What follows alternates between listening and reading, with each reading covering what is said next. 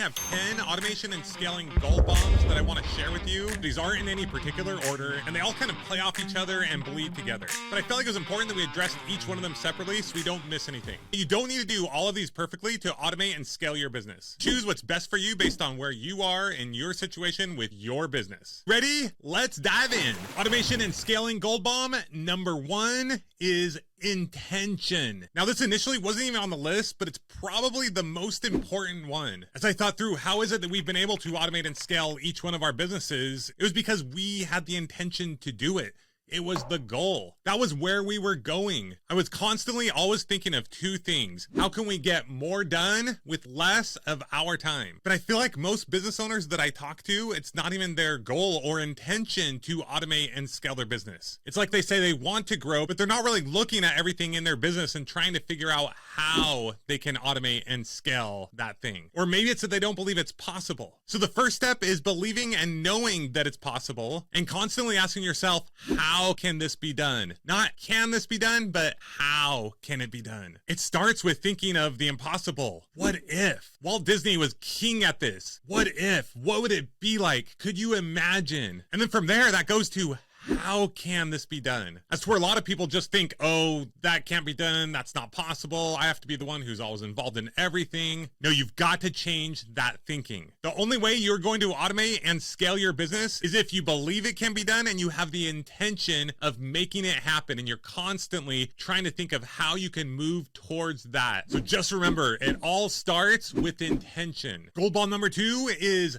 do less. Now, while this might sound counterintuitive, after intention, this is probably the single most important thing you can do to automate and scale your business. When I say do less, I'm not just talking about you as a person. I'm talking about your entire company. What are the things that you or someone else in your company are doing that are not essential? Is there any busy work happening? Are you focusing on too many projects or too many businesses? He who chases 2 rabbits catches none. Often entrepreneurs like to get involved in multiple businesses. And while this is okay if you've already automated one of them, if you try to grow 2 businesses at once, you will get nowhere. Focus stands for finish one course until success. Focus will make you rich. If you and your team has one main goal and are laser focused on reaching that goal, you're going to get there a lot faster. You're going to be way more successful than if you have your hands in all kinds of things. So take an inventory of everything you're doing, have anyone on your team do the exact same thing, and eliminate anything that is not absolutely essential to you growing your business. Number 3 is technology. What are some tools that you or your team can use to accomplish more in less time? For example, right now I'm recording this on a software program called Descript. It automatically transcribes everything I say, and as you delete those words, it takes them out of the final edit. Then it has a function that allows you to add B-roll, pictures, music, or anything else you want, basically making the creation and editing process significantly faster. Other tools such as email automation software, sales CRMs, and video conferencing such as Zoom are invaluable tools when it comes to running your business. Don't get too bogged down with these, but utilizing just a few tools that can help you do more with less time will help you automate and scale your business. Number 4 is systematize. So by now you've taken an inventory of everything that you or anyone on your team does with their time. You've eliminated everything that isn't absolutely essential to the growth of your business. Then you thought of any technology or tools that you can use to simplify or improve anything you're doing. Now you want to look at everything that's left. What is taking a lot of time and think of how can it take less time? How can you automate or systematize those things? So for example, when we started flipping a high volume of houses, we noticed we were taking a long time getting and reviewing and negotiating bids from contractors. But at the end of the day, after all the back and forth and getting multiple bids and all the haggling, we seemed to end up paying about the same price for everything we were getting done. So we started to look at the cost of everything that we were having done on all these houses. And we started to see itemized patterns of what we were paying for each item. And we had this idea. We came up with a price sheet, which basically said the amount that we would pay for each item that was done to each of our houses. We had all of our contractors pre-agree in advance to this price sheet, which eliminated all haggling, which eliminated us having to get multiple bids and saved time and money for us and the contractors. It was huge.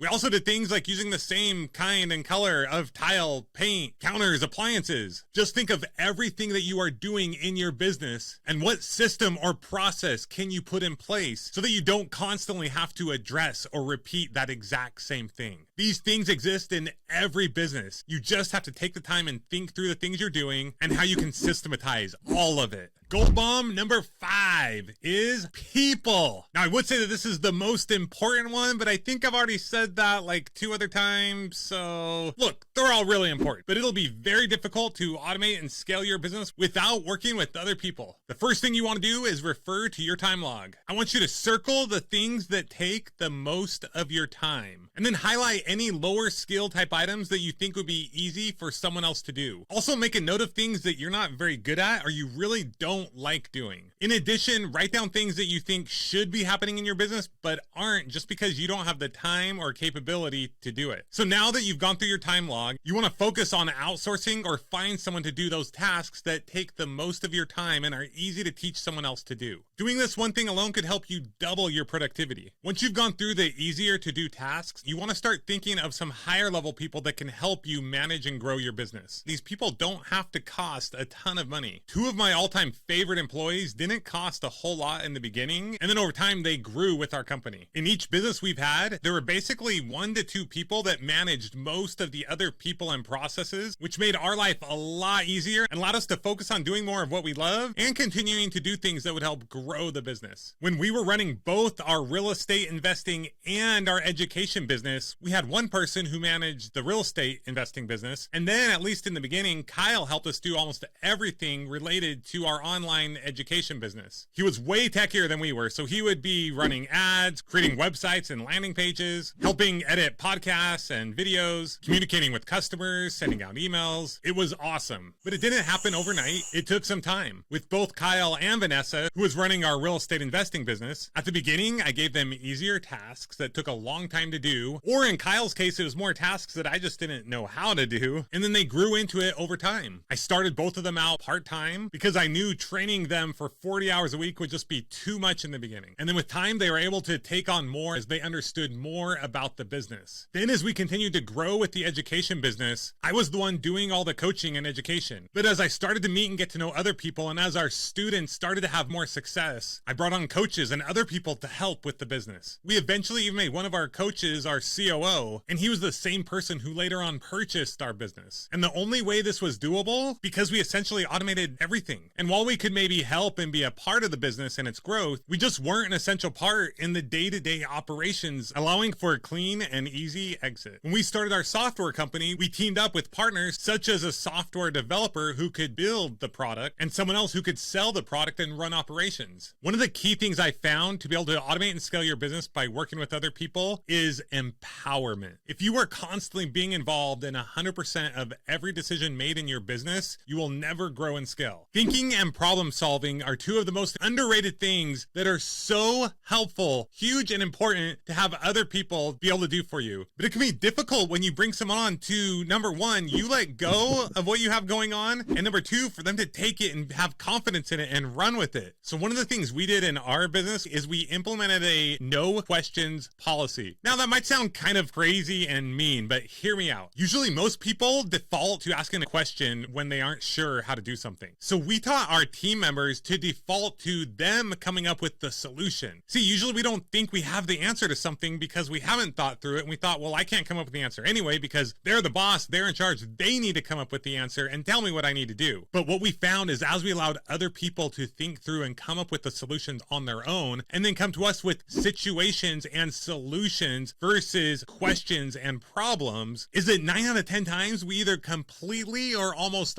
always completely agreed with what they came up with. Or oftentimes it was kind of neutral, like it didn't really matter one way or the other. So in those cases, we almost always try to tell them, yes, do it the way you came up with. Because once you do that, they are now empowered. Not only do they now have this list of all these things that they can now figure out and do on their own, but they also know that they are valued and they're capable of solving other problems as well. And never let someone come to you with what we refer to as a monkey on your back and take that monkey off and hand it to you and make it now your problem. If someone comes to you with a problem, they need to make sure that they leave with that problem or take that problem to someone else who can help them take care of it. Gold ball number 6 is nail it, then scale it. So often people want to grow and explode their business before they've even gotten traction. The reason why we're constantly talking about taking fast and effective action is because taking fast and effective action, focusing almost 100% of your time on revenue generating activities, is going to give you invaluable information. Your number one goal in the beginning of your business is to come up with the very few key actions, key performance indicators that help you grow your business. It really only takes one successful marketing or sales campaign to launch your business into the stratosphere. Now, it's going to take time to figure out what those key metrics are, but once you do, it will be significantly easier to scale your business. The first sale is harder than the next 10, and the first 10 sales are harder than the next 100, and so on. In the last episode, we talked about Brady and how after 18 months to 2 years, he was now making a high six-figure income in his business. Brady has essentially nailed it when it comes to the sales and marketing process in his business. Now his number one goal is to find other people who can help do those sales for him. And as he does this, he will literally double, triple, or even quadruple the amount of money that he is currently making, putting him way into the seven figures within 3 years. That's my prediction, and I'm sticking to it. And you can do the same thing. That's how we're currently scaling our software company. It took us a while to figure out the sales process, and while we're still improving that, we've got some key numbers figured out. We know the people we're calling, we know the lists we're calling from. We have a pretty good idea of what to say when we call them. And then as we bring other people on and train them to do the same thing that we've already figured out, our efforts are then exponentialized. And due to those steps that we have taken and are continuing to take, I was just talking to my partners earlier this week about having a goal that within 5 years, we'd like to exit at $100 million evaluation. Now, whether we get there or not is yet to be seen, but we've already had huge strides and are seeing major exponential growth. And it's only possible through nailing it first and now scaling it as we go. Number 7 is understanding and having a risk mitigation system in place. So many people never start a business because they are so afraid of losing money. And I get it. I used to have the same fear. In fact, in 2010, we bought this house to flip and I was scared to death. It wasn't even that expensive of a house, and it was the first time that I borrowed private money from someone else. I was so afraid that we were going to lose money on this house and that we were going to lose this investor's money, and it just stressed me out and it paralyzed me. I had a hard time sleeping at night. It was horrible. And then the following year, we ended up flipping 60 houses, and the year after that, 120. And I wasn't even phased at all. What was the difference? I had a risk mitigation system in place. Basically, in a nutshell, in the end of 2010, we started buying some rental properties. In the beginning of 2011, we were out of money and had to sell some of those rental properties. We made a killing on those properties that we sold and decided to sell some more, which gave us more capital, which allowed us to buy more. But this is the mind hack I used. Every house we bought, I thought of it as a rental property in my mind. And then that way I knew if we couldn't sell it, we could keep it as a rental and still have a great rental property. Having a solid plan B allowed us to move forward without the fear holding us back, which allowed us to grow and scale. Going from making $50,000 and hardly being able to pay our bills in 2010 to making a seven-figure income just working a few hours a week in 2012. It was unreal. There's a term in business called bootstrapping, which essentially means growing your business with spending little to no money, and it happens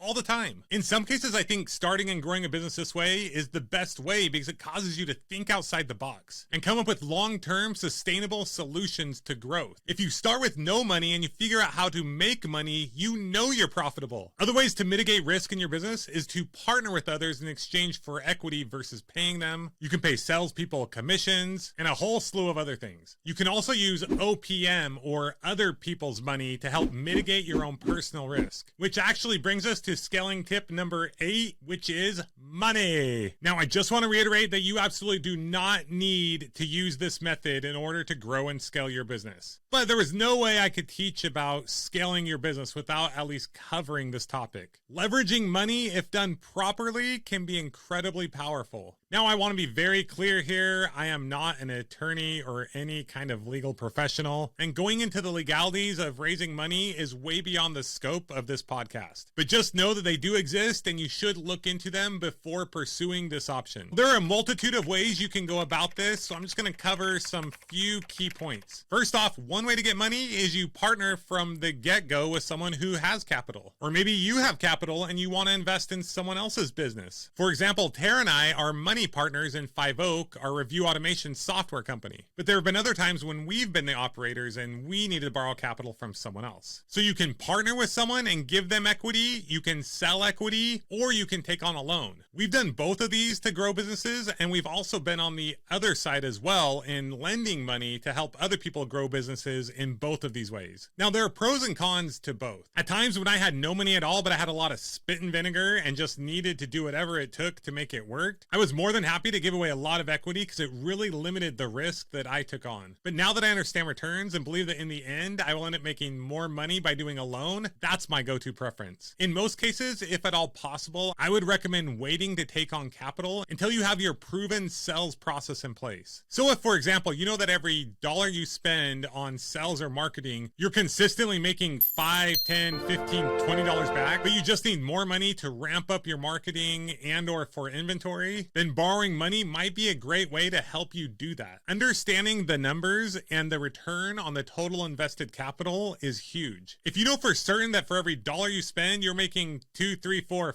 $5, $10 back, and you believe that you can do that on scale, that's a pretty healthy return. Now, I don't know that I'd want to give away a ton of equity, but if you're making annualized returns that are in the 1, 2, 3, 4, 500% range, and you're able to borrow money at 8 to 10% annualized, that might not be that bad of an idea. Once again, don't get out of control, don't over leverage, don't bite off more than you can chew. Just take things one small step at a time. And once again, make sure you talk to a legal professional about how to do this all the right way. In some cases, you might be better off just stockpiling as much cash as you can and reinvesting that back into your business. Bottom line is dealing with OPM or other people's money, while can be huge in growing your business, but it can also be a big pain. So be sure to proceed accordingly. I just don't want anyone coming back to me and saying you lost someone's money and it's my fault. I had nothing to do with it. I accept no responsibility. Put on your big boy and big girl pants, and I'm just throwing out ideas. That's it.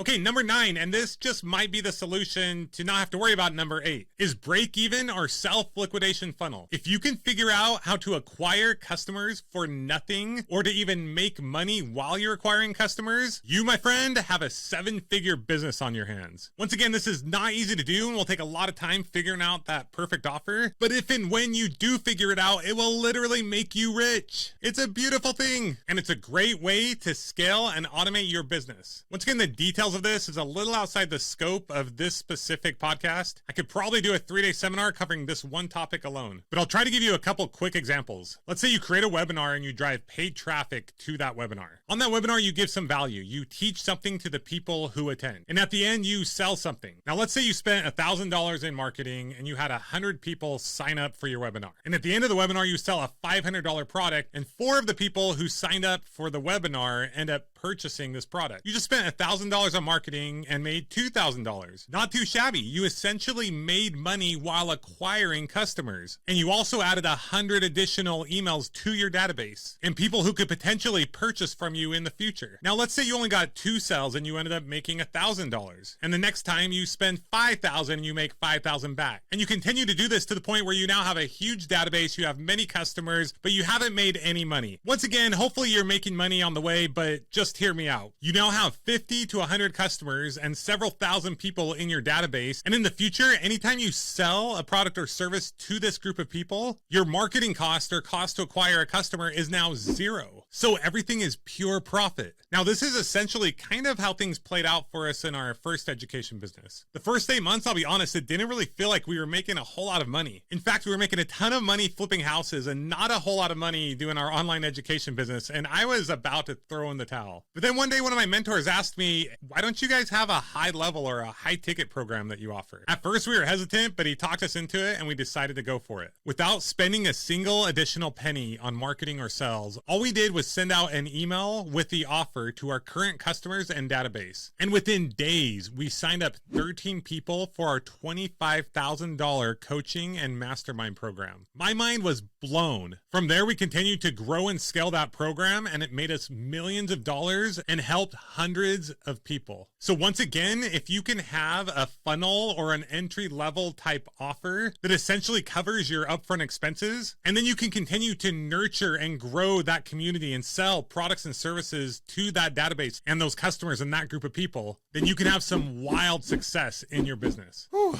Our 10th and final gold bomb is my attempt to bring this all together. Build the machine. And to help convey the message I want you to get from this, I'm going to share with you a story. There once was a guy named Larry. Larry was in his early 30s, happily married with 3 young kids. He had a decent job that paid the bills, didn't make a whole lot of extra money, but it did the job. But Larry dreamed of more. He wanted to spend more time with his kids and take his wife on that nice trip she always wanted to go on. He wished he was able to save up a little something for retirement and had some family members in need that he wished he could help a little more. Now, Larry was a widget maker. On average, Larry could make about 1 widget per hour, and he was required to make 10 widgets per day, or 50 widgets per week. And one day along came this man that was selling a widget making machine. This machine could make 5 widgets in just 1 hour. The man explained to and helped Larry see that by working just 4 hours a day, he can make twice the amount of money in half the time. But there was a catch. This machine cost a little bit of money, which Larry didn't have, and would take about 100 hours for Larry to build. Since Larry didn't feel like he had any extra time or money, he decided to pass. In short, it would only have taken Larry a few months of putting in some additional hours, sacrificing a little bit extra, going down so he can then go up to change his life forever. But he just couldn't see it. He was only focused on what was directly in front of him. ROTI, or return on time invested, is the most valuable return you can get. While it might feel like a setback at the beginning, if you're willing to follow these steps and focus some time working on your business instead of just in your business, with time, you'll find that it's by far the best investment you've